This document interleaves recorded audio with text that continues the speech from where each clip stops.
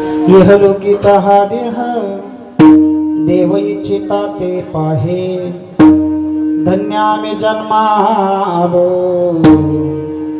दास विठोबाचे झालो. आयुष्याच्या साधने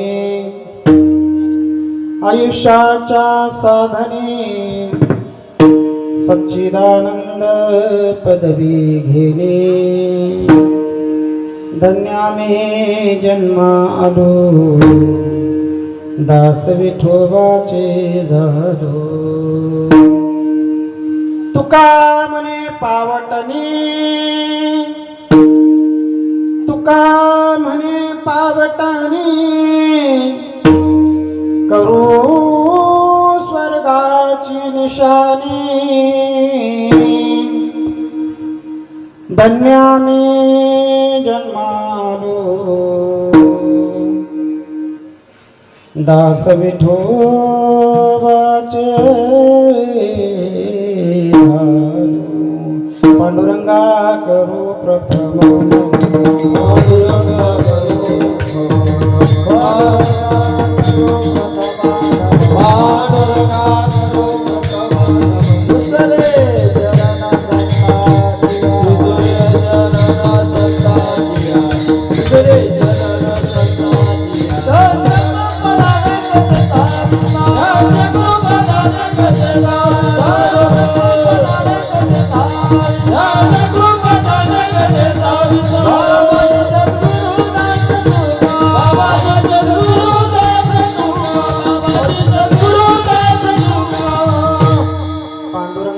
प्रथमन मन दुसरे चरण संताचिया, त्यांच्या कृपादाने कथेचा विस्तारू. बाबाजी सद्गुरु दास तुका, वक्रतुंड महाकाय सूर्यकोटी समप्रभ, निर्विघ्नं कुर्मे देव सर्वकार्येषु सर्वदा. महायोगपीठे तटे भीमरथ्यां वरं पुण्डरीकाय दातुं मुनीन्द्रः, समागत्य तिष्ठन्तमानन्दकन्दं परब्रह्मलिंगं भजे पांडुरंगं. हे हृदय आपुले चौफाळुनिया भले, वरी वैसव पावले श्री गुरूंचे ते नमस्कारोनी आता. ओम नमो ज्ञानेश्वरा,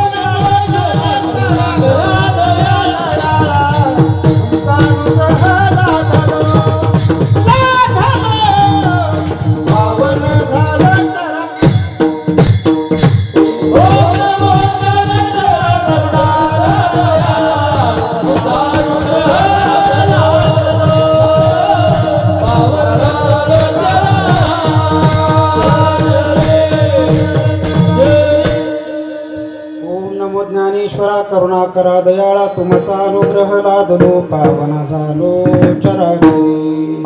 मनोजवं मारत तुल्य वेगं, जितेंद्रियं बुद्धिमतां वरिष्ठं, वातात्मजं वानरायुद्धमुख्यं, श्रीरामदूतं शरणं प्रपद्ये. शरण शरण हालो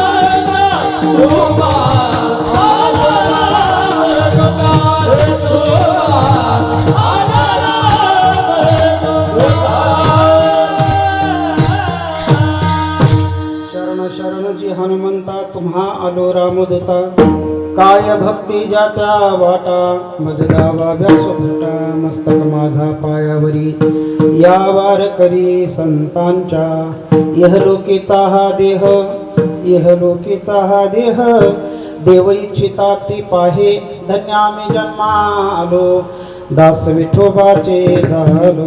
प्रस्तुत प्राप्त स्थळी प्राप्त प्रसंगी श्री क्षेत्र शेनकोड या गावी जगद्गुरु तुकोबाराय यांच्या 4 चरणाचा अभंग आपण गायलेला आहे.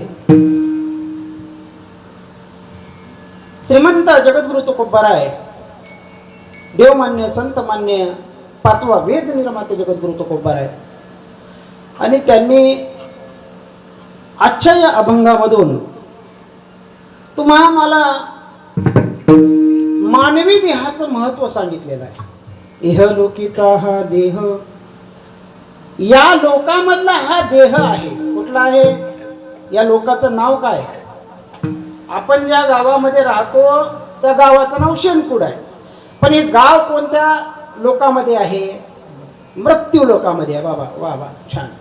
मृत्यू लोकामध्ये इहलोक हे असं इहलोक आणि परलोक. मग आपण इहलोकामध्ये आहे, परलोकामध्ये नाही. आणि परलोकामध्ये नाही इहलोकामध्ये आम्हाला जन्म मिळाला त्याची धन्यता तुकोबाराय देतात. इहलोकीचा हा देह देव इच्छिता ते पाहे. या लोकाच्या देहाला देवाला देह निर्माण करण्याची म्हणजे मृत्यू लोकामध्ये जन्म घेण्याची इच्छा असते.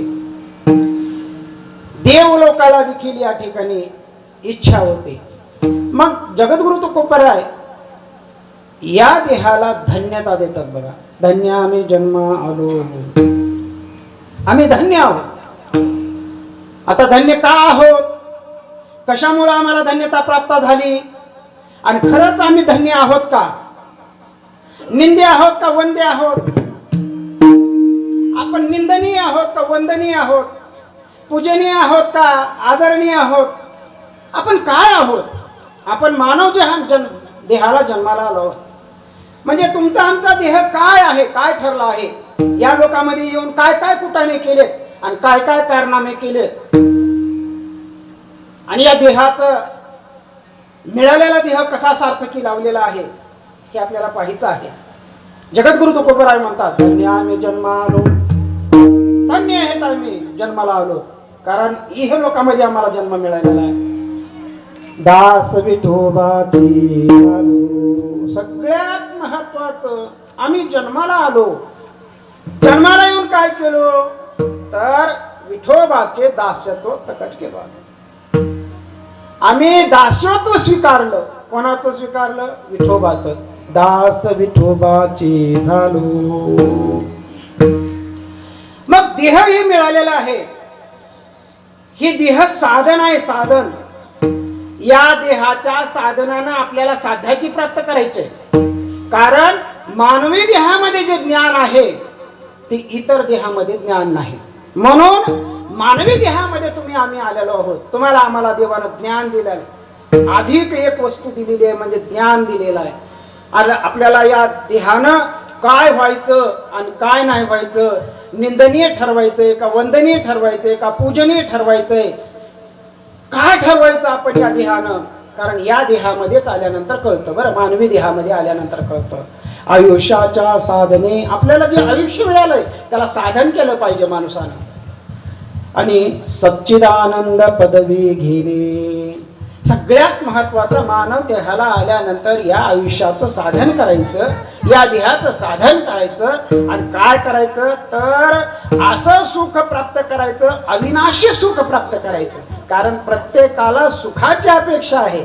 म्हणून सुख कुठं आहे तर भगवत चरणामध्ये सुख आहे, संतांच्या सानिध्यामध्ये सुख आहे आणि देवाच्या सानिध्यामध्ये आम्हाला सुख आहे. आयुष्याच्या साधने सच्चिदानंद पदवी घेणे. पदवी घ्यायची आपल्याला.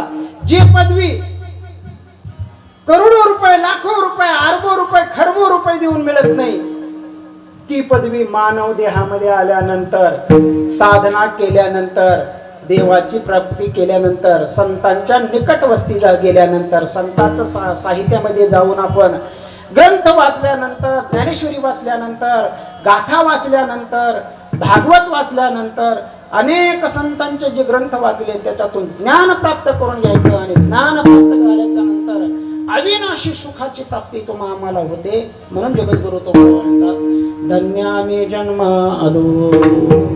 आम्ही आज जन्माला आलो, धन्यता आहे. आणि काय धन्यता आहे? दास विठोबाची झालो विठ्ठला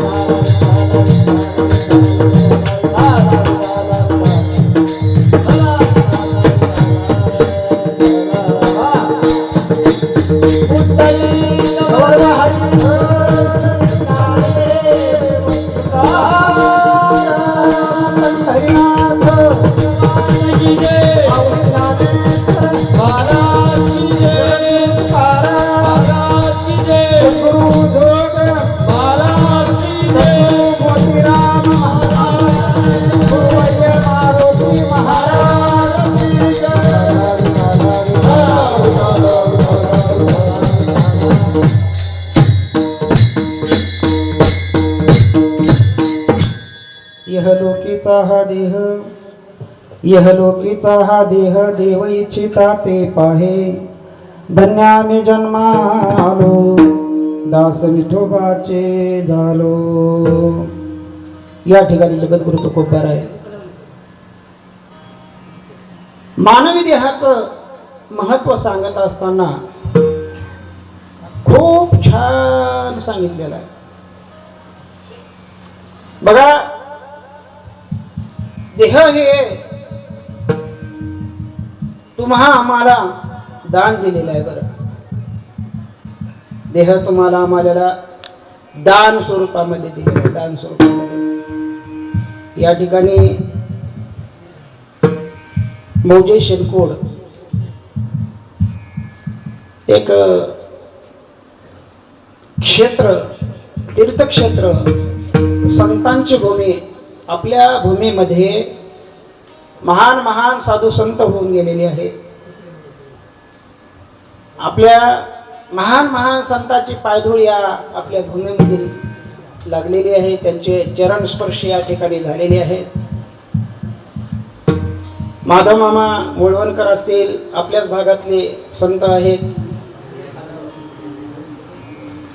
सद्गुरू मोतीराम महाराज असतील, मोठे महाराज असतील, मारुती महाराज दस्तापूरकर असतील, या ठिकाणी महान महान संतांचं या ठिकाणी वास्तव्य होऊन गेलेलं आहे. म्हणून पावनभूमी आहे, क्षेत्र आहे, तीर्थक्षेत्र आहे.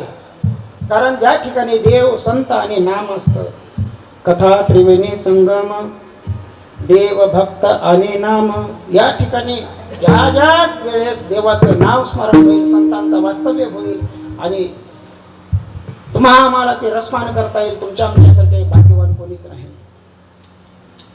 म्हणून अखंड हरिनाम सप्ताह आपल्या गावामध्ये परंपरेनं चालत आलेला असला हा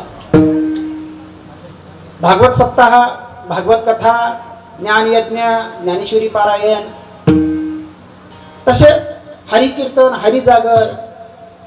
पुण्यवान आहेत तुम्ही आम्ही, कारण आपल्या सानिध्यामध्ये आपल्याला हे बघता येईल. कदाचित देवानं जर डोळे काढून घेतले तर आपल्याला हे सोहळा पाहता येत नाही. म्हणून तुम्ही आम्ही खूप भाग्यवान आहोत. धन्य आम्ही जन्मालो. खरंच धन्यता आहे बरं.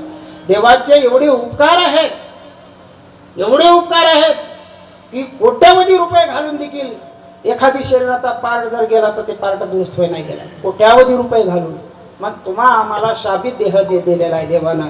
दिले इंद्रिय हात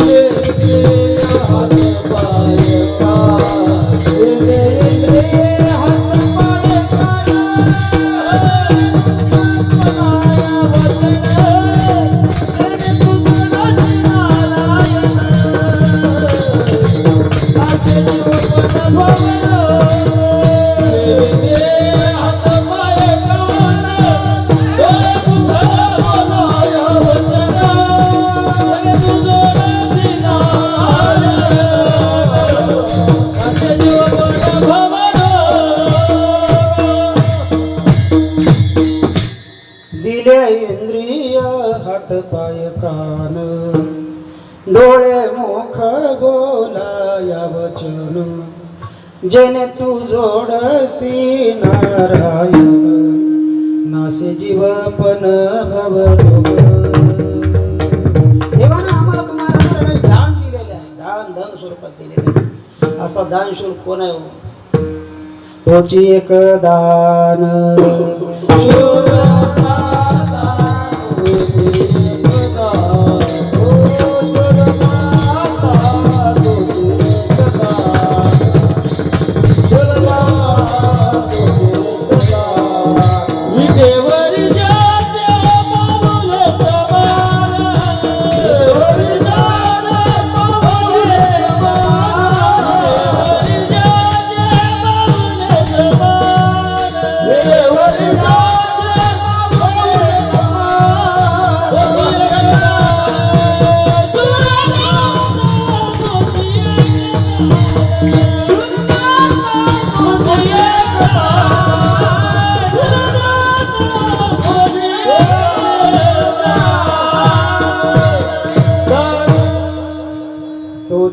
दान शूरदाता विठेवरी ज्याचे पावले समान तोची एक दान शूरदाता.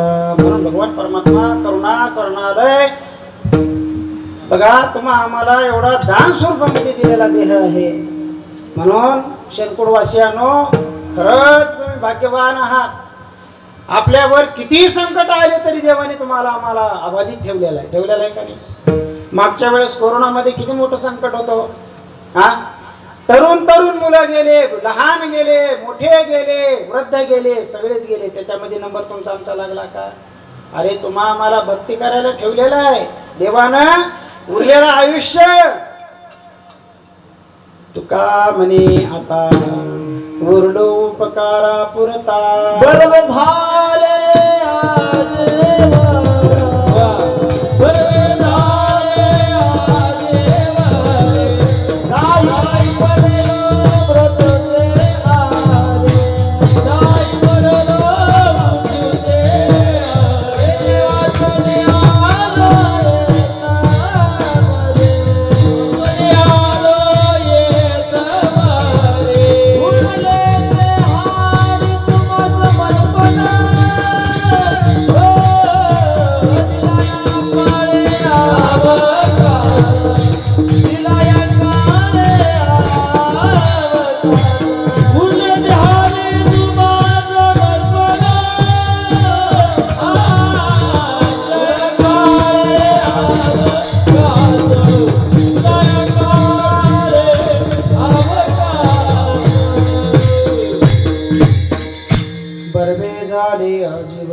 नाही मग पडलो मृत्यूच्या द्वारी.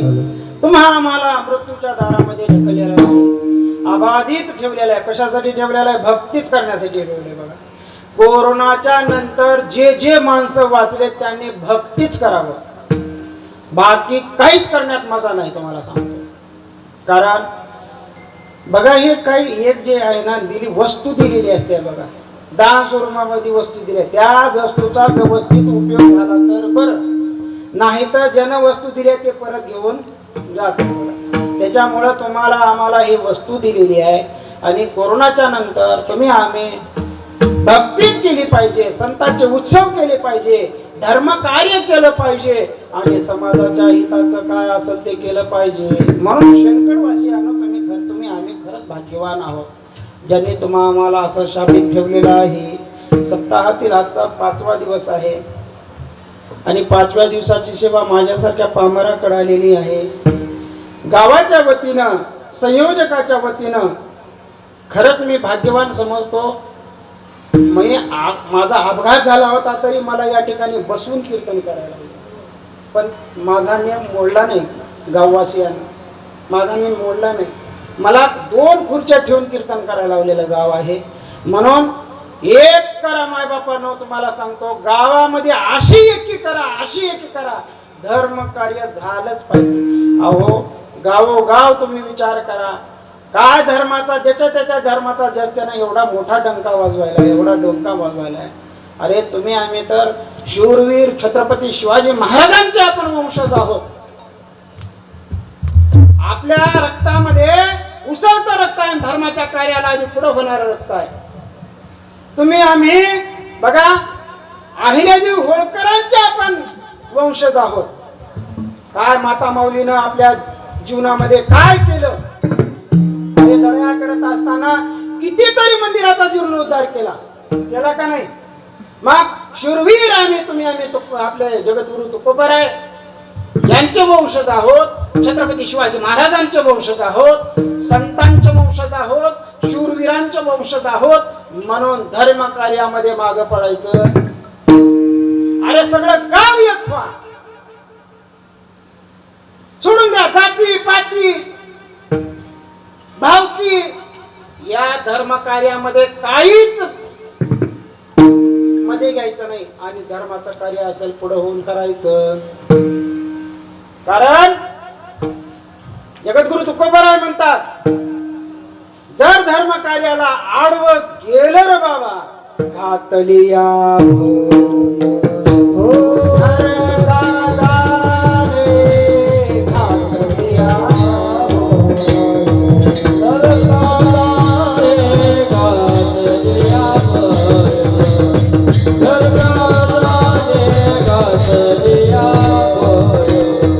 तुका मन सत्य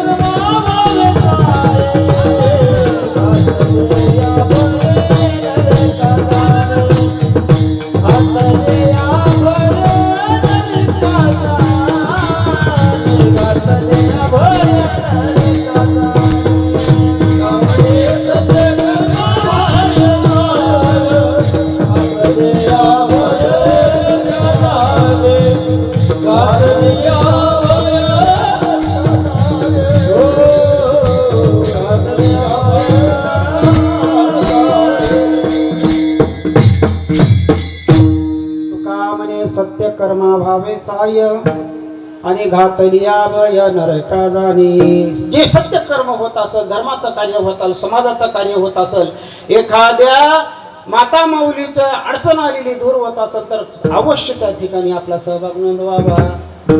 तनानं, मनानं, धनानं तिन्ही अवस्थेमध्ये आपण परिपूर्ण गावासाठी झटलं पाहिजे. आज मला सांगा, सप्ताह कोणत्या गावचा आहे हो? शेणपूरचा आहे ना. मग शेणपूरचे वासी या ठिकाणी सगळे एकत्र येऊन शेणपूरचा सप्ताह केला पाहिजे का नाही? आता तुमच्या गावाचा सप्ताह शेजारच्या गावाने येऊन करावं का? आणि शेजारचा गाव जाऊन येऊन तुमच्याच सप्ताह करत असेल तर तुम्हाला काय वाटतं? आता तुमचे मायबाप तुम्ही सांभाळावं का शेजाऱ्यानं सांभाळावं? सांगा. आता तुमचे मायबाप आहेत, तुम्हाला जन्म दिलेले आहेत, लहानाचं मोठं तुम्हाला केलेले आहेत. मग तुमचे मायबाप तुम्ही सांभाळायला पाहिजे का शेजाऱ्यानं? अरे काय पुरुषार्थ आहे. अरे मायबाप आपले बघा. सगळ्यात मोठी शोकांतिका अशी आहे, जास्त शिकलेले लोकच, जास्त शिकलेले लोक अजून तर नोकरदार वर्ग जे जे काही मोठं शिक्षण शिकलेले आहेत का नाही, त्यांचे मायबाप कुठं आहे? वृद्धाश्रमात. आता मला सांगा, त्यांच्या मायबापानं ह्याला लहानपणी जर शिकवलं नसतं, ह्याला शान केलं नसतं, हे शान झालं पण अतिशान झालं. कसं शान झालं? अतिशान झालं. खरंच अजून जे मायबाप आपले पोचतात त्याला नारदाच्या गाजवरून हात जोडून साष्टांग नमस्कार. मायबापानो, आपले मायबाप आपण सांभाळा. आपले मायबाप शेजाऱ्याकडे देऊ नका. आपले मायबाप वृद्धाश्रमात देऊ नका. वृद्धाश्रमामध्ये जे मायबाप राहतात त्यांची एखादी वेळ जाऊन मुलाखत घ्या. मुलाखत काय त्यांचं म्हणणं आहे ऐकून घ्या.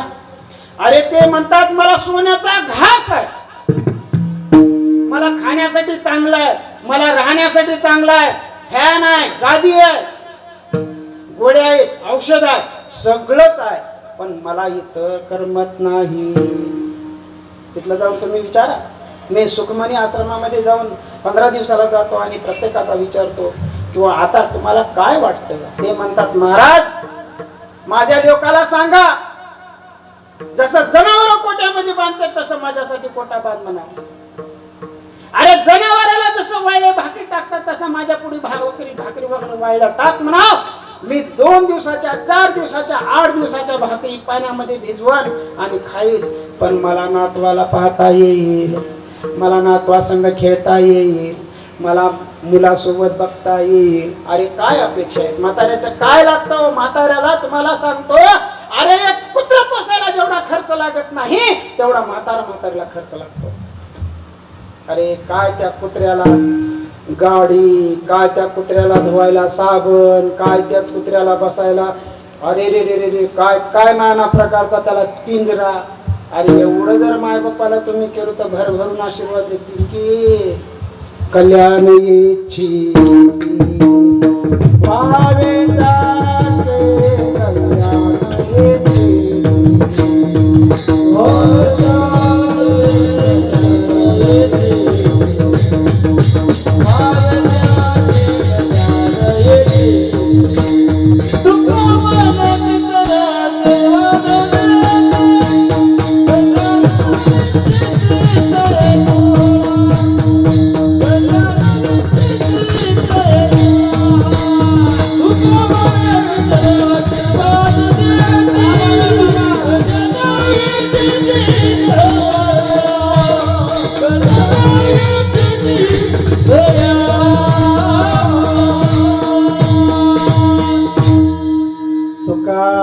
पित्र आशीर्वाद देते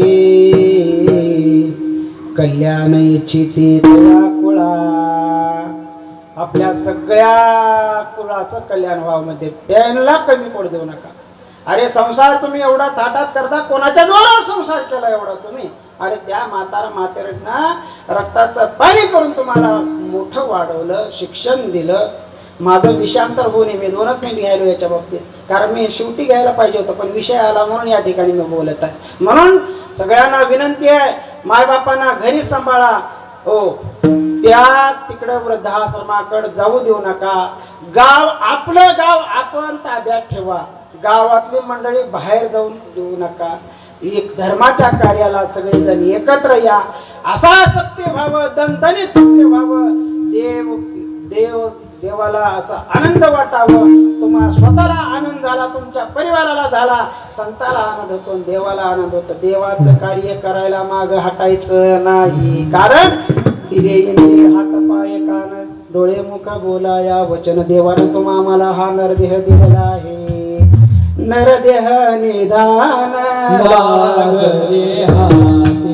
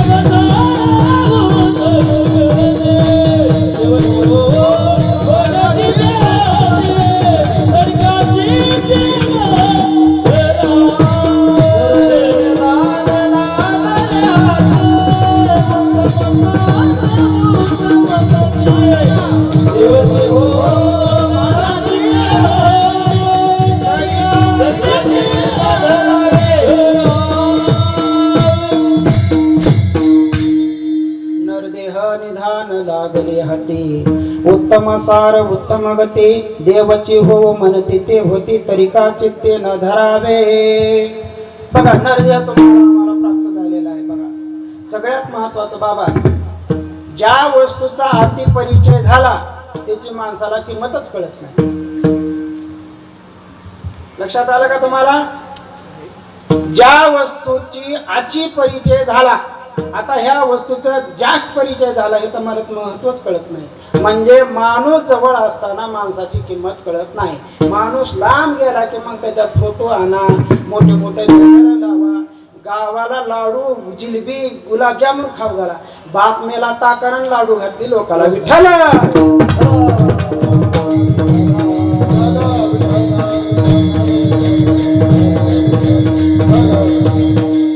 अरे मानव जन्म आहे तोपर्यंत या जन्माचं सार्थकता करून घेतलं पाहिजे. बघा तुम्हाला सांगतो, जावाई असावा. कसा असावा? जावाई गावात नसावा. पहिला भाग, जावाई 2 वर्षाला एकदा येणारा असावा. आता मला सांगा, रोज उठून गावात असणाऱ्या जावाईची किंमत राहते आहे का 2 वर्षाला एकदा येणाऱ्या गावाची जावाईची किंमत राहते? जावाई तर आहे की, बरोबर आहे का नाही? जे 2 वर्षाला एखादी वेळेस येते त्याची किंमत राहते. रोज उठून जावाई जर राहिला तर सासू म्हणते 2-4 दिवस 5 दिवस 8 दिवस 10 दिवस महिनाभर त्याची खातरदारी करते. आणि 1 महिना झाल्याच्या नंतर म्हणते, जावाई तेवढी नळाला घागर लावली, येताना घरला घेऊन या की. काय म्हणते? जावाई तेवढी नळाला घागर लावलेली आहे, येताना घेऊन या की. म्हणजे किंमत लेकीचाच मालक आहे की. 2 वर्षाला येणारा लेकीचाच मालक आहे आणि जावळ राहणारा लेकीचाच मालक आहे. तसं असं झालेलं आहे की या देहाला माणूस जवळून जाणतो या देहाला, म्हणून या देहाची किंमत करत नाही. महत्व तेवढंच आहे. लेकीचा मालक ते बी आहे आणि लेकीचा मालक ते बी आहे, म्हणून दूर जो माणूस जातो त्याची किंमत कळते. आता मला सांगा, 2 लेकरं तुम्हाला आहे. 1 लेकरू इथं शेतात राबतंय आणि 1 नोकरीला आहे. जास्त कोणाची काळजी वाटते? नोकरीवाल्याची काळजी वाटते का शेतातल्या वाल्याची? आणि मला सांगा, हिनं काबाड कष्ट करतंय, रक्ताचं पाणी करतंय, सगळं मायबापाला चांगलं ठेवतंय, ते ढोकून बी विचारणार, महिन्याला फोन लावणार, पण काळजी कोणाची? कारण त्याचा असं आहे की ज्याला माणसाला जास्त अति परिचय झाला त्या विषयाची, त्या देहाची किंमत कळत नाही. म्हणून तुम्हा आम्हाला देह मिळालेला आहे, तुम्हा आम्हाला देहाची किंमत कळाली आहे का? कळाली नाही. 4 वर्ग आहेत बघा, 4 वर्ग असे आहेत. एक वर्ग असा आहे त्याला देह मिळाला बी नाही, त्याला किंमत कळाली बी नाही. एक वर्ग असा आहे त्याला देह मिळाला बी नाही आणि त्याला देह कळाला बी नाही. दुसरा वर्ग असा आहे त्याला देह मिळाला पण त्याला किंमत कळाली नाही. तिसरा वर्ग असा आहे त्याला देह मिळाला नाही पण त्याला देहाची किंमत कळालेली आहे. तिसरा वर्ग असा आहे बरं. आणि 14 वर्ग असा आहे त्याला देह मिळाला आहे आणि त्याला किंमत कळाली आहे. आता सांगतो तुम्हाला, हो एक एक सांगून जातो. देह हा देह कोणाला मिळाला आणि कोणाला किंमत कळाली हे सांगतो. कोणाला मिळाला नाही, कोणाला किंमत कळाली नाही हे सांगतो. कोणाला देह मिळाला नाही पण देहाची किंमत कळाली हे सांगतो. आणि ज्यांना देह मिळालाही आणि त्यांना किंमत कळाली हे सांगतो. विठ्ठला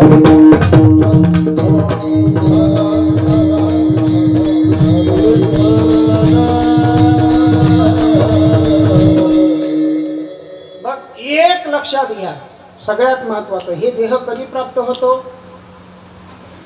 पाप पुण्य समासमी मग पाविजे कर्मभूमी. पाप आणि पुण्य समान झाले की मनुष्याचा देह, बरोबर आहे? हा, मग हा देह कोणाला मिळाला नाही, कोणाला कळाला नाही तुम्हाला सांगतो. पशुपश्वादिकाला देह मिळाला नाही आणि कळालाही नाही. पशुपश्वादिकाला काही कळतंय का? पशुचा देह मिळाला.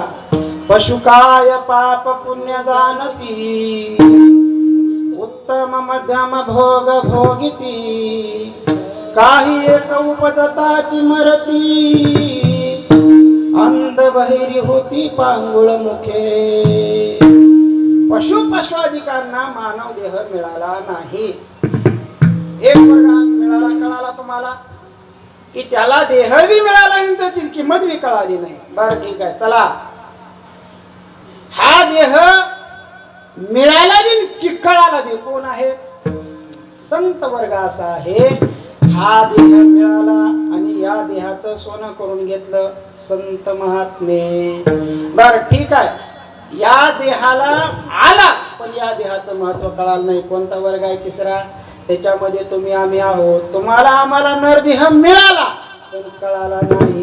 आता चौथा एक वर्ग असा आहे, या हा नरदेह मिळाला नाही पण या नरदेहाची किंमत कळाली. त्याला वाटलं स्वर्गाचे स्वर्गीचे आम्हाला येतिताचे देवा, तुझे आम्हाला येतिताचे देवा,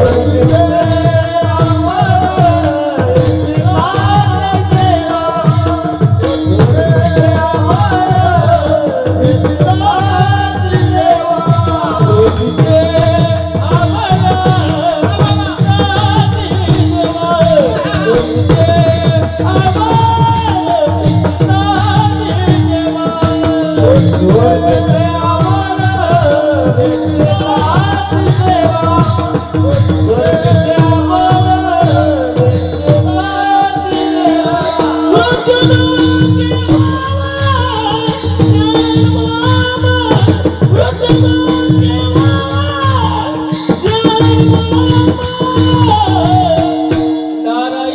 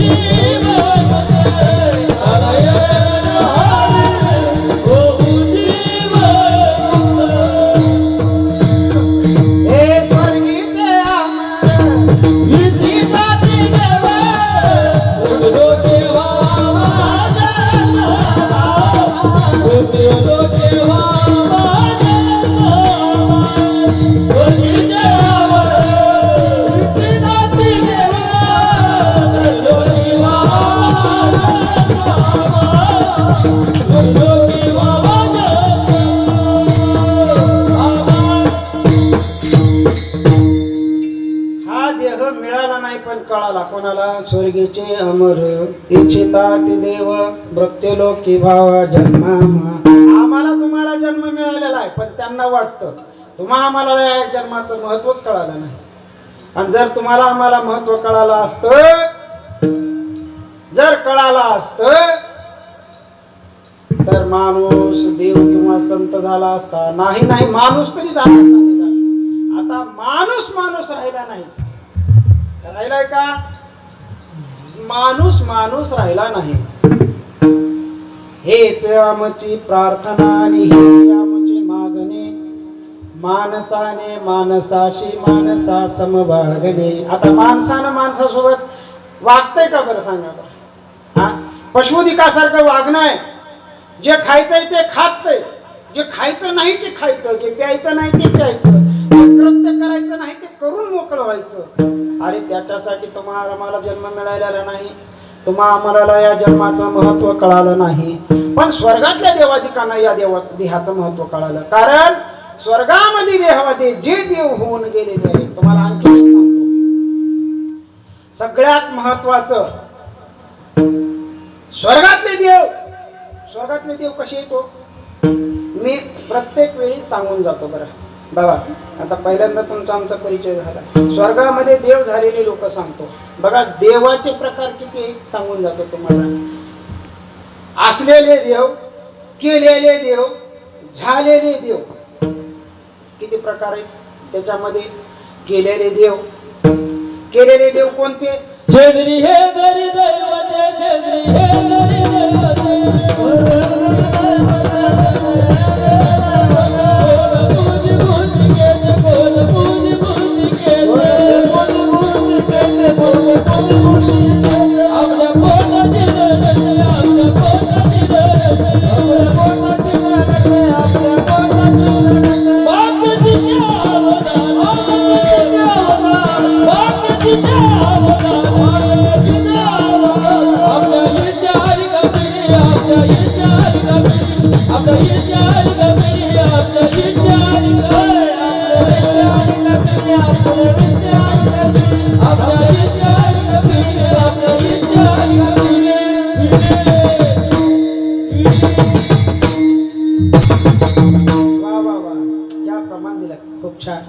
सेंदरी हेंदरी दैवते, कोण पूजे भूते खेते, आपुल्या पोटा जी रडती, शिते मागती अवधान, आपुल्या इच्छा अनिका पिढी. काय त्या देवाचं? केलेले देव कोणते? सहज जाता जाता मारुतीला शेंदूर लावला. आता आपण मारुतीला शेंदूर लावला, शेंदूर उरला, मग काय करायचं? जाता जाता एखादी गोट्याला घ्यायचं आणि त्याला पुसायचं आणि तिथं गोटा ठेवून द्यायचा.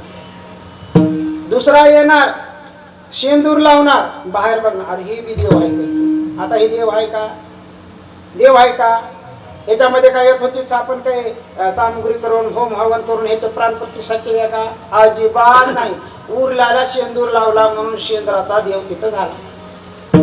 आता मला सांगा, तसाच इरोबा बिरोबा मसोबा मर्याई, आता हे कसे देव आहेत? केलेले देव आहेत. आता एक देवा मला तुम्हाला सांगतो, एका मंगळाईची एक भक्त होता. मंगळाई देवीचा एक भक्त होता आणि मंगळाई देवीचा भक्त त्याची आराधना करायचा. आणि एके दिवशी अचानक प्रसन्न झाली. मंगळादेवी प्रसन्न झाली आणि म्हणली, वरमृही भक्ता, काय मागायचं ते माग. ते म्हणला, माय एप्रिल मेचा महिना आहे, उन्हाचा दिवस आहे, कडक उन्हाळा आहे आणि निस्ते पाय पळालेत, वाळवंटाचं रान आहे, आणि एक काम कर, मला बसायला घोडा दे. म्हणलं भक्ताने काय मागितलं? मला बसायला घोडा दे. ते म्हणले, मलाच बसायला गाढव आहे, तुला कुठला घोडा दे? विठ्ठल.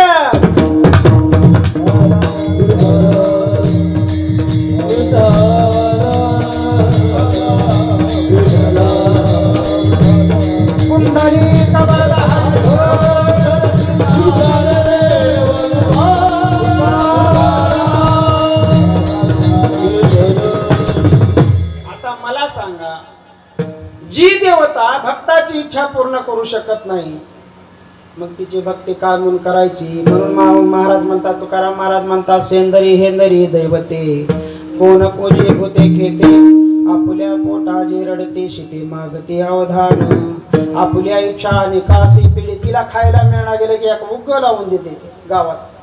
कोणाला काहीच होतंय, कोणाला काहीच होतंय, मग ते कसं तरी सकून बघन, कुठं काही बघन, मग ते देव निघते आणि त्याला मग काहीतरी बकरूच दे, कोंबडच दे. आता मला सांगा, कोंबडन बकरू खाणारा देव असतंय का कुठं? काय येडे लोक असतील बाबा. तुमच्या भावना मी दुखवत नाही बरं माय बापानं. अरे ते कोंबडे बकरे कापून जर ते देव प्रसन्न होत असले तर काय कामाची देव आहेत मला सांग. काय त्या देवापासून आदर्श घ्यावा? कोंबडे बकरे, अरे पकड आणि त्याला काय ठेवून ठेवून खुरं ठेवते. अरे बा, काय त्या देवाला बी काय लागते बघा की, खुरं कुठं मुंडक म्हणजे खाता येईना ते. आणि त्या देवाच्या नावानं हान गोंधळ घरात. ते पाहुणे रावळे बोलवायचं, खाऊन पिऊन मजा करून ते पाहुणे भांडण करून जातात ते. बघा तुम्ही, बकरे कोंबडे कापून. आता मला त्यांच्या भावना दुखवायच्या नाहीत, कारण तुमची परंपरा असेल, तुमची श्रद्धा असेल, श्रद्धा करा, पण अंधश्रद्धेनं वागू नका माय बापानो. काळ विचित्र आहे, श्रद्धा करा, श्रद्धेनं पूजन करा, पण अंधश्रद्धेच्या बळी पडू नका. अरे कोंबड्यान बकरे कापून जर देव प्रसन्न झाले असते तर मग आमच्या विठोबाला एवढी पूजा का केली असते? आमचा विठोबा काहीच मागत नाही, काहीच मागत नाही, काहीच मागत नाही. फक्त भाव पाहिजे, भाव पाहिजे. देव भावाचा भुकेला हाची दुष्काळ तयाला, त्याला कोणीच भजत नाही बघा. आता मारुती, आपला मारुती, गावचा मारुती काय मागतय का? काहीतरी मागतय का? संकट मोचन मारुती. हनुमान मंदिर गावामध्ये का असतं? अरे त्या गावाचं रक्षण करणारा हनुमंतराय आहे. आता मला सांगा, एवढं मोठं युद्ध झालं, पांडवांच्या ध्वजेवर कोण होता हो? पांडवांच्या ध्वजेवर कोण होता? अरे हा, ध्वजावरी वानरू, आणि तोची मूर्तिमंत शंकर, भगवान शंकराचा अवतार आहे हनुमंतराय. आणि हा तुमच्या गावची इडा पिडा दूर करतो बरं. म्हणून सगळंच काही सोडायचं, पण हनुमंतरायाचं दर्शन घ्यायचं प्रत्येकानं. बघा, उद्या उठल्यापासून आंघोळ करायची आणि हनुमंतरायाचं दर्शन करायचं, जय श्रीराम म्हणायचं, गावात निघायचं, काम बरोबर फत्ते होणार. पण भाव ठेवून आणि मला कामच करून केलास तर तुला देव मानतो, नाही तर तुला देवच मानित नाही असं म्हणायचं नाही. भाव ठेवायचा. ओ भावी विना देव न कळे,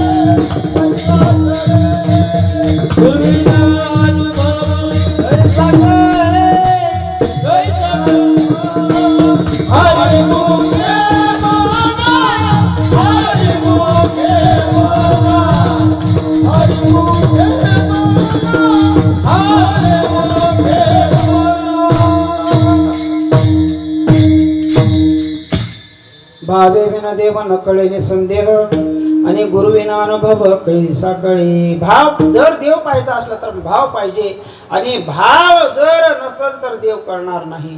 ज्याच्या ठिकाणी भाव आहे त्याच्यात देव जवळ आहे, आणि ज्याच्या ठिकाणी भाव नाही त्याच्यासाठी देव दूर आहे. ओ दैसार देयामध्ये मी रामो असता सर्व सुखाचा आरामो का भ्रांतासी कामो विषयावरी. देव जवळ आहे पण देव कळायला पाहिजे आणि कळण्यासाठी तुम्हाला त्या संताच्या जवळ जावं लागेल आणि संताला देव कळाला म्हणून ते तुम्हाला देव सांगू शकतो.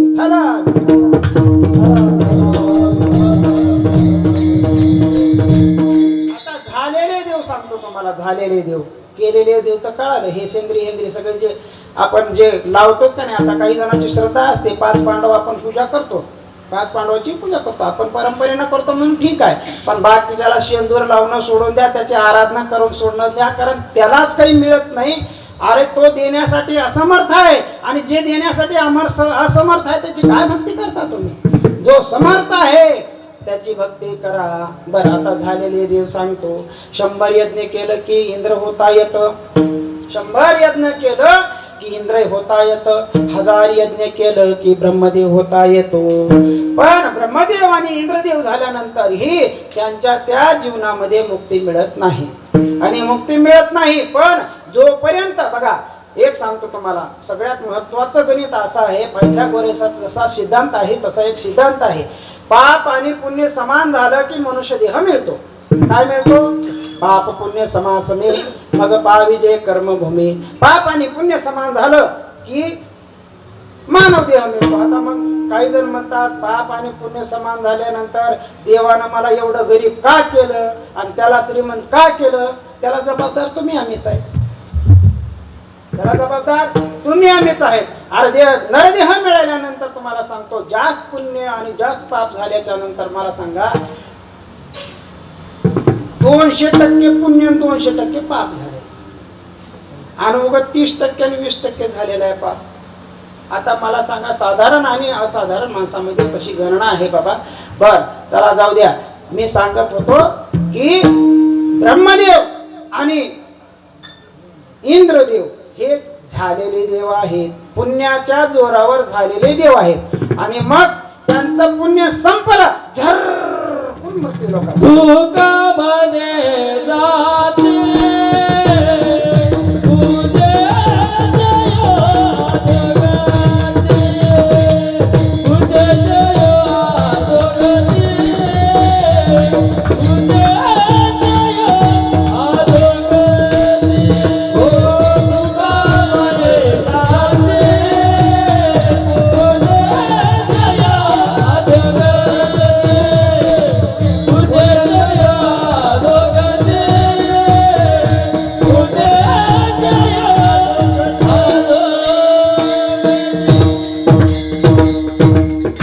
तुका म्हणे जाती पुण्यक्षय अधोगती. पुण्य संपलं की मृत्यू लोकांमध्ये येतात. ज्ञानोबराची एक उभी आहे. मग पुण्याची पावटी सरे सवे इंद्रपणाची उटी उतरे, मग येऊ लागती माघारे मृत्यू लोका. झरकून दणकून आपटते झालं. म्हणून स्वर्गीचे अमर काय करतात, जे देव अमर जे देव आहेत ना, ते इच्छा करतात मृत्यू लोकी आम्हाला जन्म व्हावा. जगद्गुरु तुकोबाराय अभंगाच्या पहिल्या चरणामध्ये तेच सांगतात. या देहाचा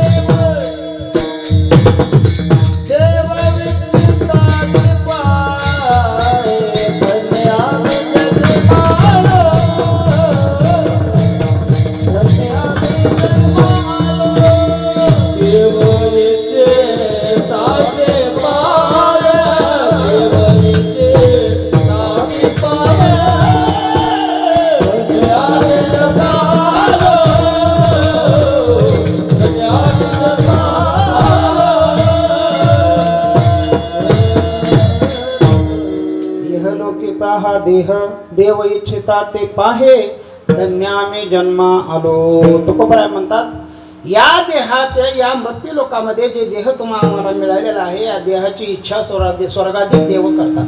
बर देह तुम्हा आम्हाला मिळालेला आहे. कबीरदास महाराज म्हणतात बडे भाग मानव तनु पावा.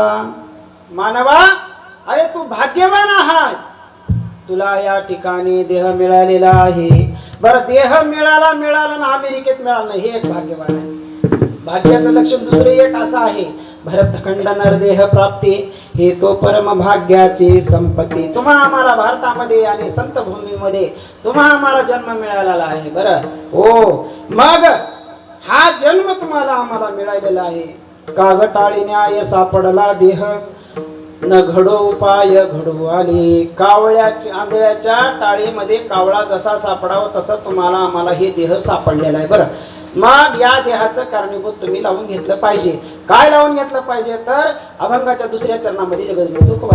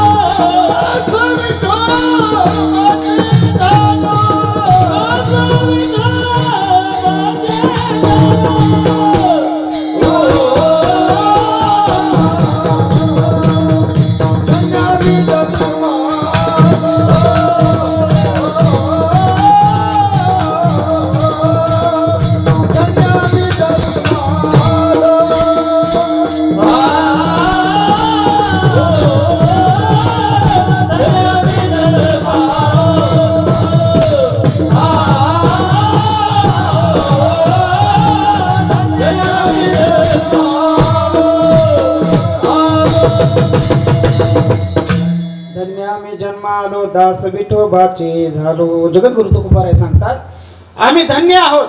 का धन्य आहोत तर या जन्मामध्ये आल्यानंतर तुम्हाला आम्हाला भक्ती करायला मिळाली म्हणून तुम्ही आम्ही धन्य आहोत. बरं 9 प्रकारची भक्ती आहे. किती प्रकारची भक्ती आहे? 9 प्रकारची भक्ती आहे. कोणती कोणती भक्ती आहे? श्रवणम कीर्तनम विष्णु स्मरणम पादसेवनम अर्चनम वंदनम सख्यम आत्मनिवेदनम. मग कितव्या प्रकारची भक्ती आहे? दासत्व. आणि दास होऊन त्या प्रभूची सेवा केल्यानंतर त्याला काय फळ मिळालं कोण सांगतं बरं? कोणाला ते कोणत्या भक्ताला कोणतं फळ मिळालं? कोणत्या भक्ताला दासत्व केल्यानंतर कोणतं फळ मिळालं? विठ्ठला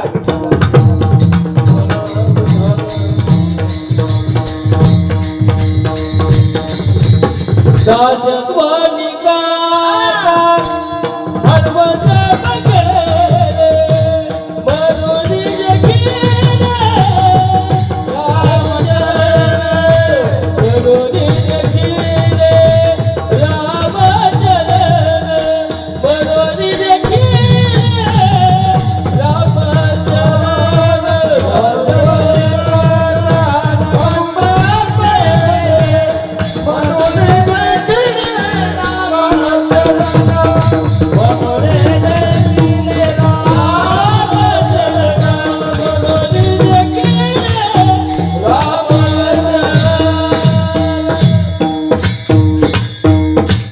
दास्यत्व निकट हनुमंते पै केले मनवनी देखिले रामचरण. दास्यत्व नावाची भक्ती जी आहे ना हनुमंतरायाने केली. आता हनुमंतराय पशाधिकाच्या योनीमध्ये जन्माला येऊन देखील जर समजा पशुला जर एवढं मोठं भक्त संत म्हणून जर पदवी मिळते आहे, मग नरदेहाला मिळाल्यावर काय येत नाही. त्या प्रभूचं एवढं नाव चांगलं आहे, एवढं नाव चांगलं आहे. किती चांगलं आहे?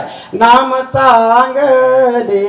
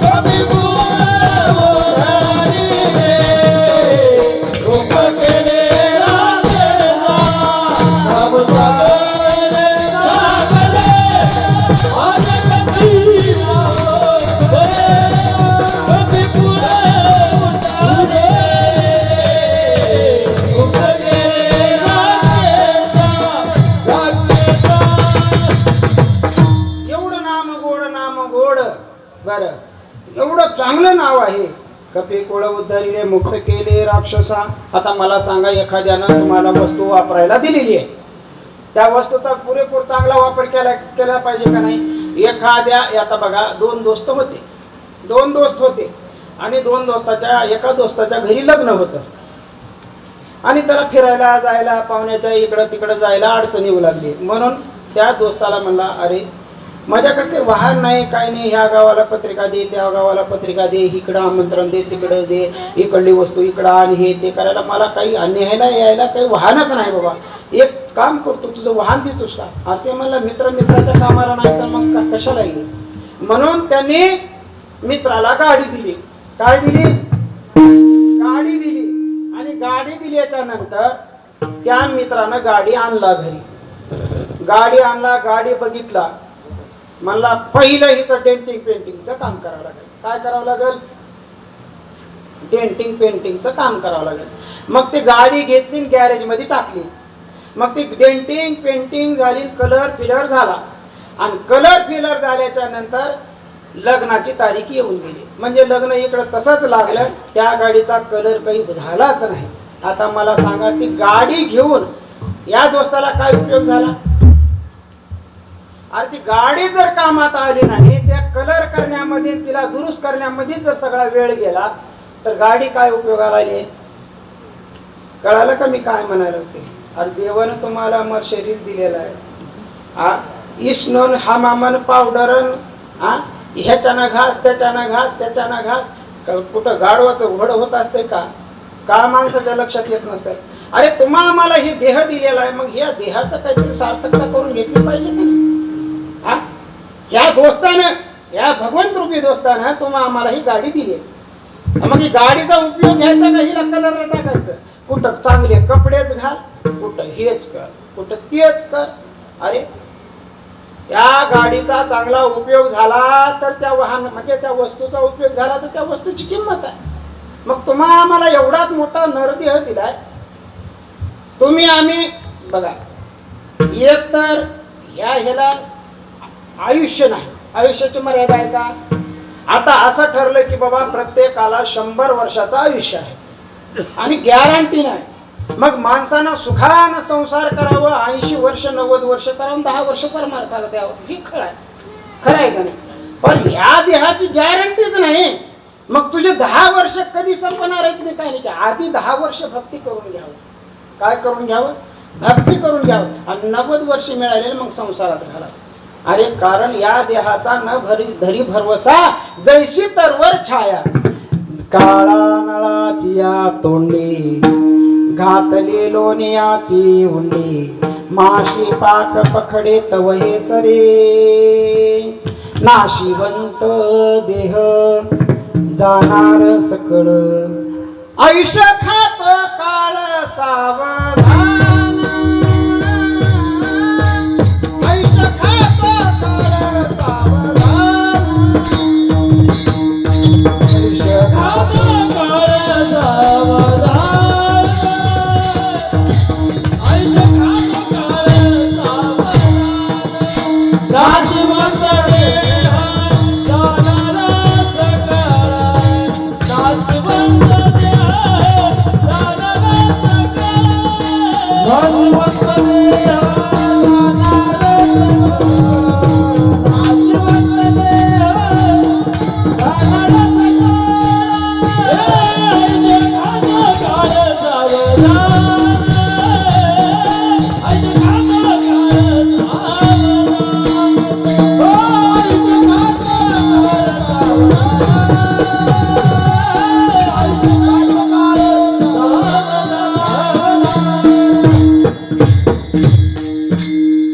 नाशिवंत देह जाणार सकळ आणि आयुष्य खातो काळ सावधान.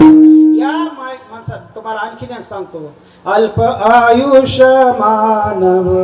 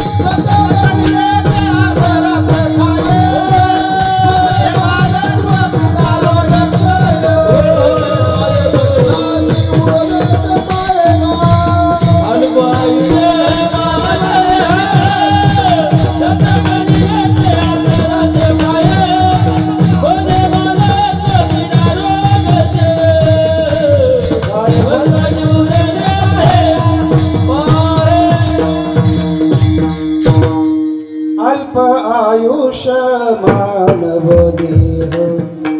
अल्प आयुष्य मानव देहाला. बरं ठीक आहे, 100 वर्षाचं जर समजलं, शतक निले ते अर्ध रात्र खाय. 100 मध्ये अर्धे रात्र जे आहे ना, ते झोपेमध्ये अर्ध गेलं आयुष्य. म्हणजे 100 वर्षाचं ज्याचं आयुष्य आहे त्याचं 50 वर्ष झोपण्यात गेलं. मध्ये बालत्व पीडा रोग क्षय. मध्ये 25 वर्ष 12 वर्षापर्यंत बालत्व आहे. म्हणजे तरुण होण्याच्या अगोदर बाळत्व तुमचं 12 वर्षापर्यंत आहे. आता 50 वर्षामधून 100 वर्षामधले झोपेत 50 वर्ष गेले, त्याच्यामधले तुम्हाला 12 वर्ष गेले. किती राहिले? 50 मधले 12 गेल्यावर 38 वर्ष राहिलं. मध्ये बालत्व पीडा रोग क्षय. त्याच्यामध्ये दवाखान्यामध्ये काही दिवस गेले.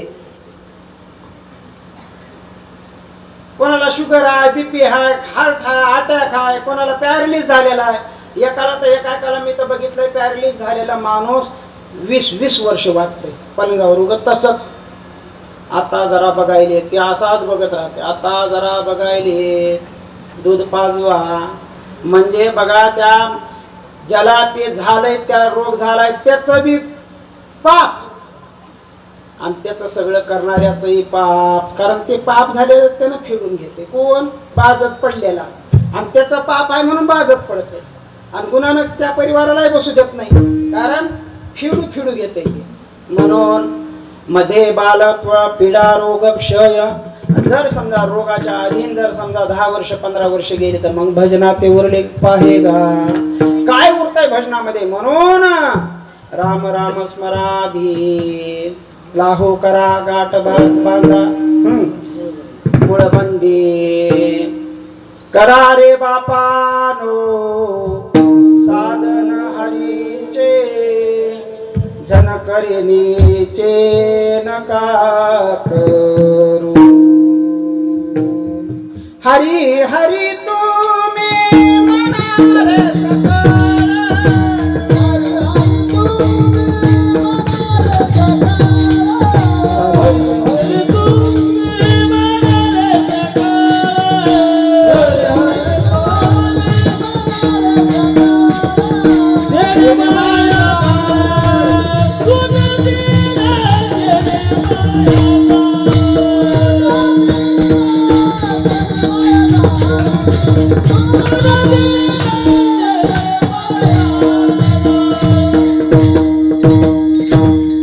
हरी हरी तुम्ही मनारे सकळ तेने माया झाड तुटतील आणखी नका पडो गबाळाचे भरी पुढे आहे थोडी नागबन म्हणून दास विठोबाचे झालो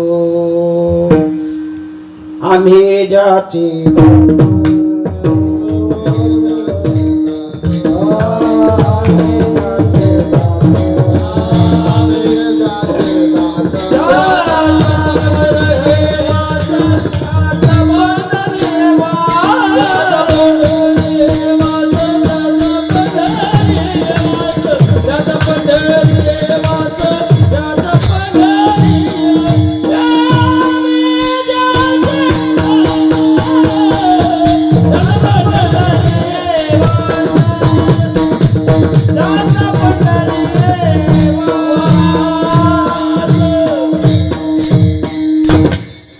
ज्याचे दास त्याचा पंढरी वास म्हणजे विठ्ठल कुठं राहतो तो पंढरीपुरामध्ये राहतो हे सांगण्याचा उद्देश आहे हो मृत्यूलोकी एक नगर त्याचे नाव पंढरपूर त्यातील मोकाशी हो मृत्यू बघा या मृत्यू लोकामध्ये एक नगर आहे त्याचं नाव आहे पंढरपूर तिथल्या विठोबा पाटल आहे त्या विठ्ठलाचं नाव आहे तिथं आणि तो गाव आहे बरं चंद्रभागे तिरी एक वसविले नगर त्याचे नाव पंढरपूर रे भीमा तिरी एक वसविले नगर त्याचे नाव पंढरपूर रे म्हणून दास विठोबाचे झालो आणि दास विठोबाच्या झाल्याच्या नंतर त्या उर्वरित आयुष्यामध्ये तुम्ही आम्ही एक असं सच्चित आनंद पदवी प्राप्त करून घेतली की जे कधीच सुख अविनाशी सुख जो परमात्मा आहे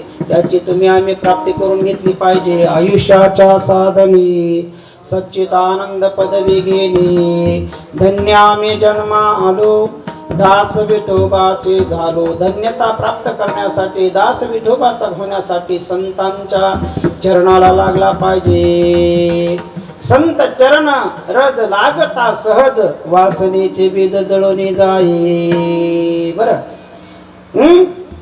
म्हणून विश्वास ठेवला आम्ही संतांच्या पायावर आणि भगवंताचं नाम त्यांच्याकडून आम्ही घेतलं गुरुमुखातून तुम्ही आम्ही नाम घेतलं आणि ते नाम जे आहे ना कसं घेतलं पाहिजे प्रेमानं नाम घेतलं पाहिजे भाव ठेवून नाम घेतलं पाहिजे सगळ्यांना हात वर करा आणि आपण भगवंताचं नाव घेऊ सगळेजण हात वर करा ज्याला ज्याला देवानं हात वर दिलेलं आहे ज्याला जिला हात दिलेले आहेत ते हात वर करा विठोबा रखुमाई Oh,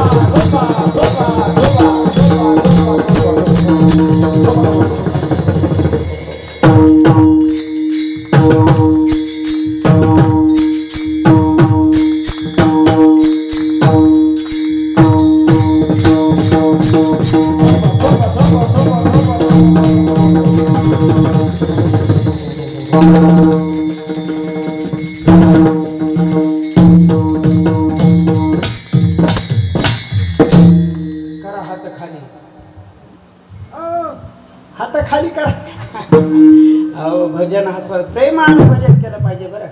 हो, आयुष्याच्या साधने सच्चिदानंद पदवी घेणे. सत म्हणजे बघा, सच्चित आनंद म्हणजे कधी न होणार सुख प्राप्त करायचं.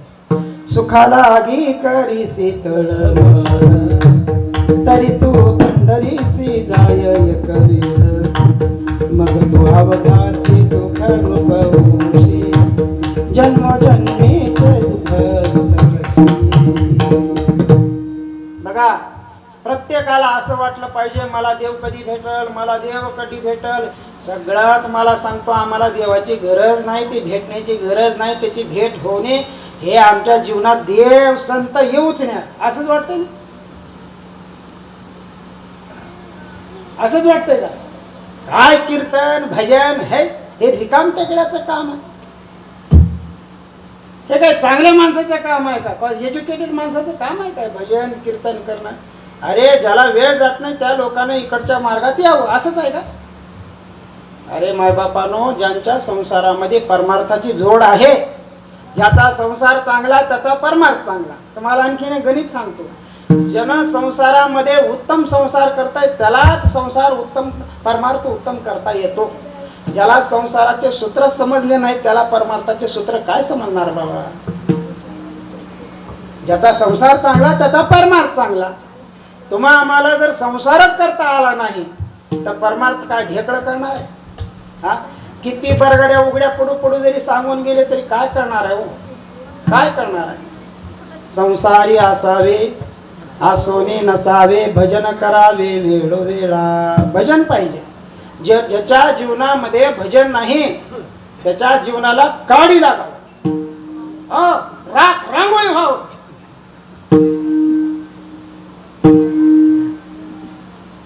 काय थोरपण जाळावे ते काय थोरपण जाळावे ते काय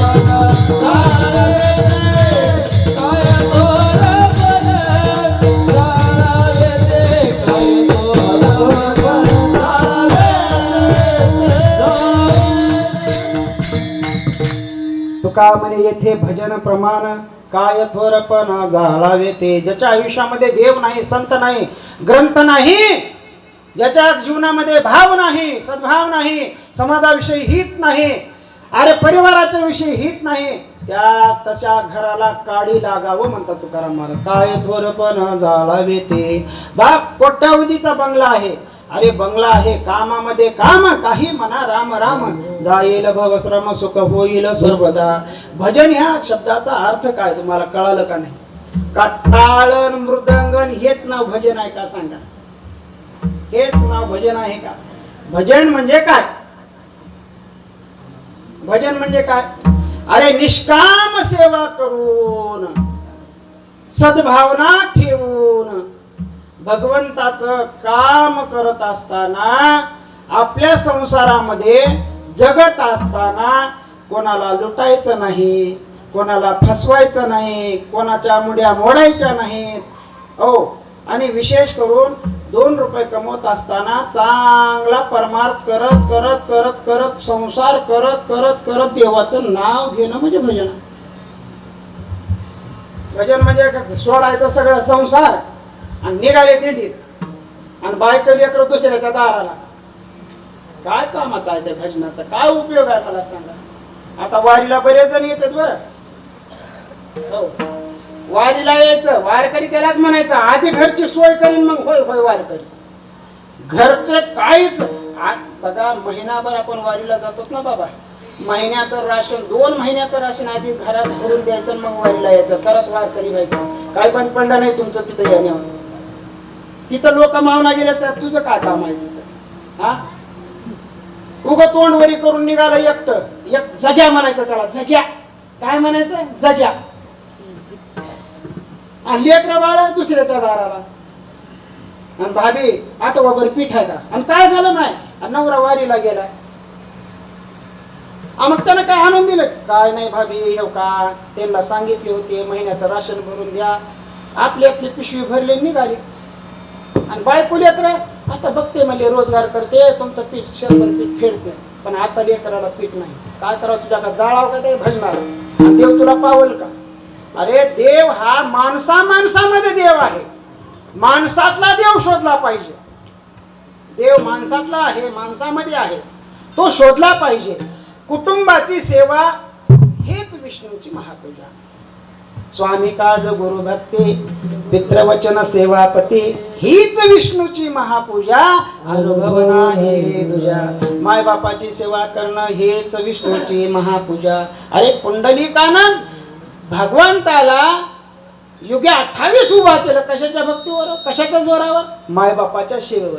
मायबापाची एक शब्द मानायचा नाही. मायबाप ऐन टायमाला बघा 70 वर्षापर्यंत 60 वर्षापर्यंत त्यांच्याकडून काम करून घ्यायचं, राबून घ्यायचं.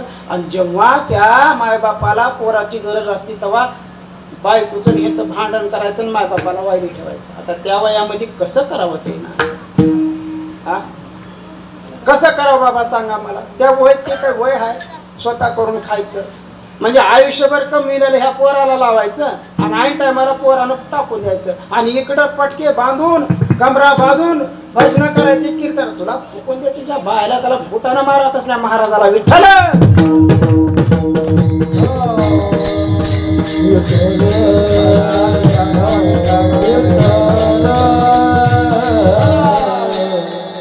मला एक सरकारला विनंती करायची आहे बाबा, एक मशीन असं करा, एक मशीन अशी काढा, आलेल्या महाराजाच्या छाताडाला लावायची. म्हणजे हे महाराज कितपत सांगताय खरं, पण अंमलात किती आणतंय? लोकायला सांगतंय मायबापाची सेवा करा, ह्यानं सेवा करतंय का? मायबापाच्या कविता करतंय, मायबापाचे गाणे म्हणतंय, ह्यानं मायबापाची सेवा करतंय का बघावं. ह्यानं जीवनामध्ये किती तत्व आपण अंगी आणलेले. तुका म्हणे अंगी व्हावे ते आपण, अंतरेच मान येईल कळू. अनुभव आली या अंगा ते या जगातच तसे. महाराज लोकाला जो अनुभव आलाय त्यांना महाराजानं दुसऱ्याला सांगण्याचा प्रयत्न करावा. त्याच्या छाताडाला लावलं पाहिजे. किती टक्के आहे महाराज? हे महाराज किती टक्के आहे? आणि जर समजा नसलं, फळ बाजूला कडकडनं जा म्हणायचं, दुसरा बोलून घ्यायचंय. काय तुम्हाला सांगतो, ज्याचं आचरण शुद्ध आहे त्याला कीर्तनाला थांबवा. अरे त्याला कमी येऊ द्या, प्रमाण कमी येऊ द्या, ओव्या कमी येऊ द्या, अभंग कमी येऊ द्या, पण त्याचं आचरण शुद्ध असलेल्या महाराजाला बोलवा. तुम्हाला एक सांगतो, समाजामध्ये 3 भूमिका खूप महत्वाच्या आहेत. 3 भूमिका. कोणत्या? घरामध्ये मायबापाचं वागणं चांगलं पाहिजे, लेकरं चांगली निघते. काही जण म्हणतात लेकरं गैरीच मिळाले, तो सगळे लेकरं गैराटच बघा. अरे मायबाप सैराट, मग लेकरं गैराट. मायबापच नेत नाहीत, लेकरं कुठले नेते? म्हणून तुम्हाला सांगतो, कुटुंबामध्ये मायबाप आणि शाळेमध्ये शिक्षक. शाळेमध्ये काय? शिक्षक चांगला पाहिजे. शिकवत असताना योग्य रीतीने शिकवलं पाहिजे. कुठं तोंडामध्ये तंबाखूच भर, त्याच्यानं शिकव. समोरचे पोरं आता काही बाकड्यावर पोरं बसत ना गेलेत, त्याचा ठुका त्याच्या अंगावर यायला. ते दुसऱ्या आणि लगेच मास्तर म्हणते, अरे ह्या बेंचवर काय बसणार? तुझं तोंड धुवून ये बाबा आधी.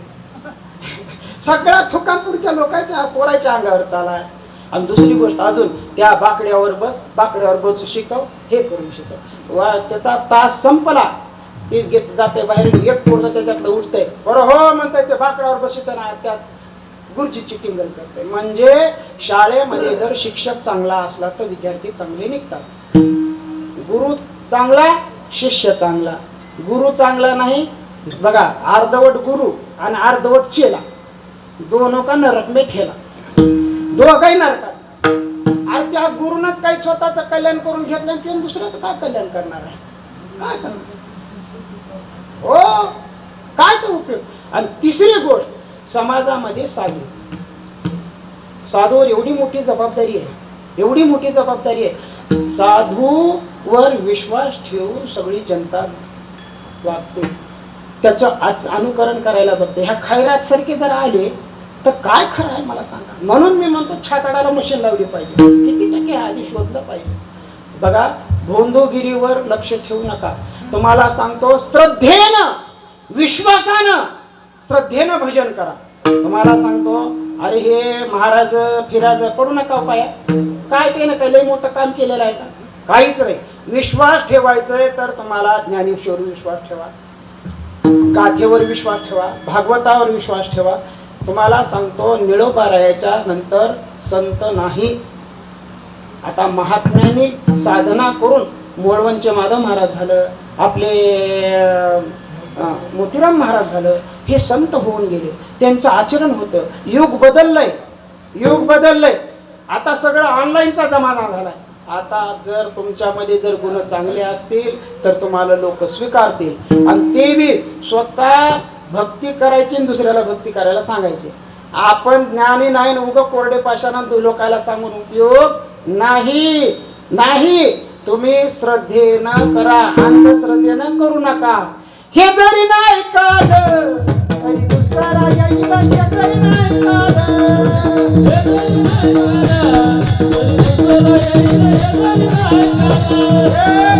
नाही झालं, तरी दुसरं येईल, हे जरी नाही झालं. जरी नाही काढ तरी दुसरा येईल, हे जरी नाही काढ हे जरी नाही झालं, तरी दुसरं येईल, हे जरी नाही झालं. सरत शेवटी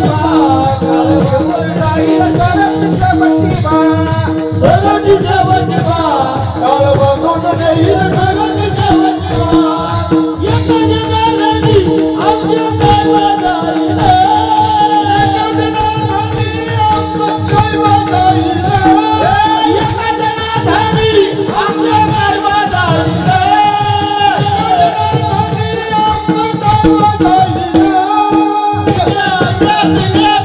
पिंगला महाराजी बोल बोल तो देखा. पिंगला महाराजी, पिंगला महाराजी बोल बोल तो देखा. पिंगला महाराजी, पिंगला महाराजी बोल बोल तो देखो. पिंगला महाराजी, पिंगला महाराजी बोल बोल तो देखो. पिंगला महाराजी. अहम वाग्या सोहम वाग्या प्रेम नगरा बहारी, अहम वाग्या सोहम वाग्या प्रेम नगरा बहारी. सावध होऊनी भगिनी लागा देव करा कैवारी, सावध होऊनी भगिनी लागा कैवारी. मल्हारीची वारी माझ्या मल्हारीची वारी, मल्हारीची वारी माझ्या मल्हारीची वारी. मल्हारीची वारी माझ्या मल्हारीची वारी, मल्हारीची वारी माझ्या मल्हारीची वारी. हे जरी नाही काढ तरी दुसरा येईल, हे जरी नाही काढ हे जरी नाही झालं, तरी दुसरं येईल, हे जरी नाही झालं. सरत शेवटी काळ बांधून नेईल, सरत शेवटी हे जरी शेवटी काळ बांधून येईल, सगळी शेवटी आपलं काय वाजाईल, एका जनानी आपलं काय वाजाईल, आपलं काय वाजाईल, आपलं काय वाजाईल.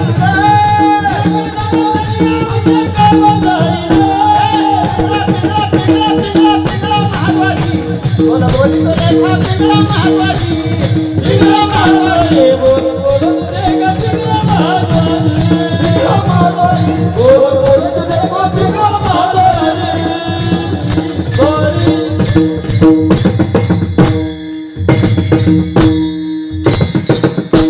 म्हणून तुम्हाला सांगणं, संतांच्या वचनावर विश्वास ठेवा. संतांनं ग्रंथ लिहिले त्या ग्रंथावर विश्वास ठेवा, भागवतावर विश्वास ठेवा, आपल्या ज्ञानेश्वर विश्वास ठेवा, गाथीवर विश्वास ठेवा. पण भामटी लोकाच्या नादाला लागू नका. ऐसे कैसे झाले बोंधू, कर्म करुणी म्हणती साधू, अंगाला उन्या राख आणि डोळे झाकून करती पाप. काय उपयोग आहे हा? आता मला सांगा, आपल्याला 2 रुपये मिळाले म्हणून सगळ्या गावाला फसवीत जावं. अरे असे लोक साधू साधू म्हणून सगळ्या गावाला लुटून चालत. तुम्ही बी काही म्हणणं गेला समाज. खरा समाज तुम्हाला आणखीन एक सांगतो, समाज सुधारला पाहिजे, समाज शिकला पाहिजे, समाज टिकला पाहिजे आणि गावाची प्रगती झाली पाहिजे. कधी होईल गावाची प्रगती? जर चांगला आणून चांगलं अनुकरण करून चांगलं सांगून जर समाजाच्या कल्याणाचं हिताचं संतांचे वचन सांगत असला तर सासूच्या जावयाच्या गप्पा करणाऱ्याला तर आणूच नका. अरे महाराजापेक्षा तुम्हाला जास्त संसारातलं कळतं, बरोबर आहे का नाही? मग संसार ऐकायला तुम्ही इथं बसले का? संसार ऐकायला तुम्ही बसलेले नाही, तुम्ही परमार्थ ऐकायला बसलेले. तुम्हाला परमार्थातच सांगावं. पाहून या ग्रंथ करावे कीर्तन. हा ग्रंथ पाहून जो कीर्तन करतो, संतांचे वचन जो सांगतो, एका कीर्तनामध्ये 100 प्रमाण येत असेल तर त्याला पुढच्या वर्षी बोलवायचं, नाही तर त्या महाराजाला बोलवण करून विठ्ठल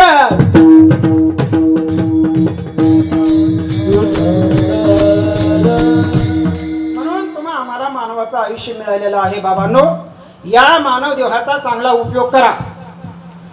पहिलं बघा काय उपयोग करायचं, कसं करायचं, हो ती ऐकून घ्या, लक्षात घ्या. पहिलं आपलं कुटुंब आपण सांभाळा. काय करा? आपलं कुटुंब आपण सांभाळा. कशाद्वारे सांभाळा का तुमचं कुटुंब? तुमची बायको, तुमचे लेकरं, तुमच्या लेकराचं कल्याण कसं व्हावं हे बघा. त्याला शिक्षण काय शिकवायचं हे बघा. आज शिक्षण हे माणसाचा तिसरा डोळा आहे. माणसानं 2 रुपये जर कमवलं तर 1 रुपयाची भाकर घ्यायची आणि 1 रुपयाचं पुस्तक घ्यायचं. 2 रुपये जर कमवले तर 1 रुपयाची भाकर खाऊ घालायची आणि 1 रुपयाची पुस्तकं घेऊन द्यायची. लेकरू शिकलंच पाहिजे.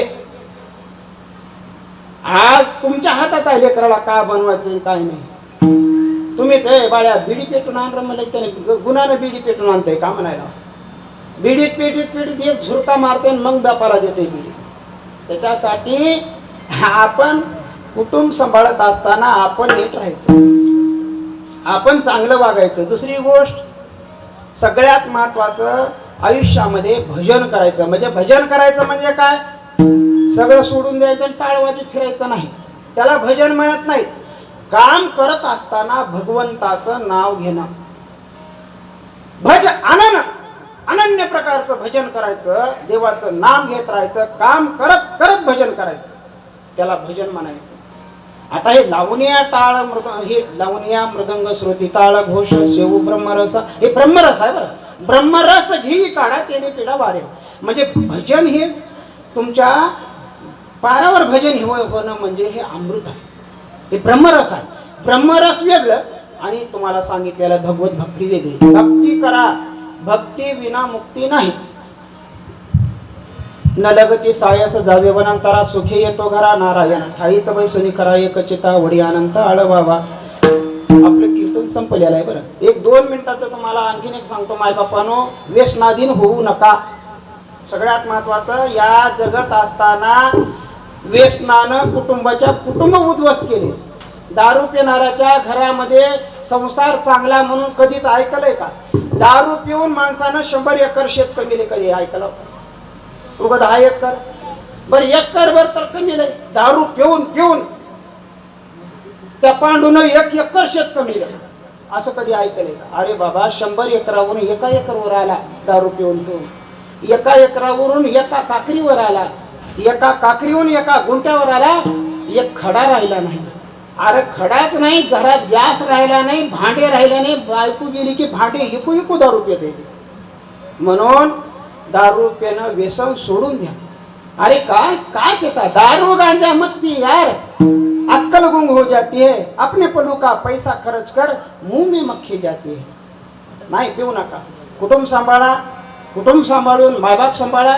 मायबाप आपले म्हणून सांभाळा, दुसऱ्याचे असले तर सांभाळू नका, पण मायबाप सांभाळा, त्यांची सेवा करा, कुटुंबाची सेवा करा. बायकोचे काय म्हणणं आहे? संसारासाठी तिने आपल्याला 20 वर्ष दिली आहे, पण बाकीचे 20 वर्ष तिच्यासाठी आपण द्यायचे. हे महत्वाचं आहे बरं, सगळ्यात महत्वाचं. मी पहिल्यांदाच म्हणलं ना, तुम्हाला ज्याला संसार नीट करता येते त्याला परमार्थ नीट करता येतो, आणि ज्याला संसार जमला नाही त्याच्या आयुष्यात परमार्थ कधीच जमत नाही. ज्ञानेश्वर माऊली